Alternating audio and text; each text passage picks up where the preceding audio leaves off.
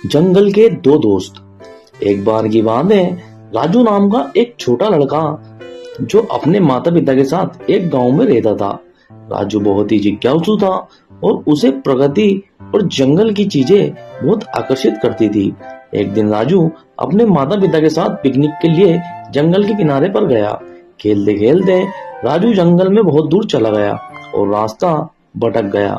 राजू को एहसास हुआ कि वह खो गया है। चारों तरफ ऊंचे ऊंचे पेड़ और गहरी झाड़ियां थी। उसने अपने माता पिता को पुकारा, लेकिन कहीं से कोई जवाब नहीं आया। थोड़ी देर में अंधेरा होने लगा और जंगल के जानवरों की आवाजें आने लगी। राजू को डर लगने लगा, लेकिन वह हिम्मत नहीं हारा और अपने चारों ओर ध्यान से देखने लगा। जैसे ही राजू एक पेड़ के पास बैठने की कोशिश कर रहा था, तभी अचानक झाड़ियों से एक भयानक गर्जना हुई।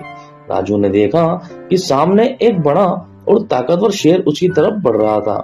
शेर की नजर राजू पर थी और वह उसे अपना शिकार समझ रहा था। राजू की सांस रुक गई, उसकी टांगें कांपने लगी और वह वहां से भागने की कोशिश करने लगा, लेकिन शेर बहुत तेज था। उसने राजू को घेर लिया और अपने पंजों से उसकी ओर झपटा। राजू की आंखों के सामने अंधेरा छाने लगा। वह समझ नहीं पा रहा था कि वह क्या करे। तभी अचानक जंगल में एक और आवाज गूंजी। ये आवाज एक विशाल हाथी की थी। यह हाथी जंगल का राजा माना जाता था और उसका नाम जय था। जय ने शेर की गर्जना सुनी और देखा कि एक छोटा बच्चा खतरे में है। जय तुरंत राजू की मदद के लिए दौड़ा। जय हाथी ने तेजी से दौड़कर शेर और राजू के बीच खड़े होकर अपनी लंबी सूंड से शेर को पीछे धकेल दिया। शेर एक पल के लिए पीछे हट गया, लेकिन वह अभी भी अर्जुन को पकड़ने की कोशिश में था। जय ने शेर को चेतावनी दी, यह बच्चा अब मेरे संरक्षण में है। अगर तुमने इसे नुकसान पहुंचाने की कोशिश की तो अंजाम बुरा होगा। लेकिन शेर को इस बात से कोई फर्क नहीं पड़ा। उसने फिर से हमला करने की कोशिश की। तभी जंगल का एक और मित्र भालू बल्लू वहां आ पहुंचा। भालू बल्लू जय का सबसे अच्छा दोस्त था और उसने देखा कि शेर राजू पर हमला करने की फिराक में है। बल्लू ने अपनी ताकतवर दाढ़ लगाई और शेर के सामने खड़ा हो गया। अब शेर को समझ आ गया था कि उसे दो बड़े ताकतवर जानवरों का सामना करना पड़ेगा। बल्लू ने शेर की ओर बढ़ते हुए कहा, ये बच्चा हमारा मेहमान है, तुम इसे नुकसान नहीं पहुंचा सकते। शेर ने बल्लू और जय को घूरा, लेकिन वह जानता था कि अकेले इन दोनों से लड़ना मुश्किल है। आखिरकार शेर वहां से धीरे धीरे पीछे हटने लगा और जंगल के अंधेरे में गायब हो गया।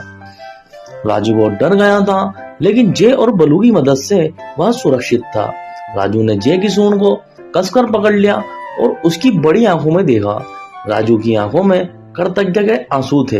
बल्लू ने हंसते हुए कहा, अब तुम्हें डरने की कोई जरूरत नहीं छोटे दोस्त, हम तुम्हें सुरक्षित तुम्हारे घर तक पहुंचाएंगे। जय ने अपनी सूंड से राजू को उठाया और उसे आराम से अपने ऊपर बैठा लिया।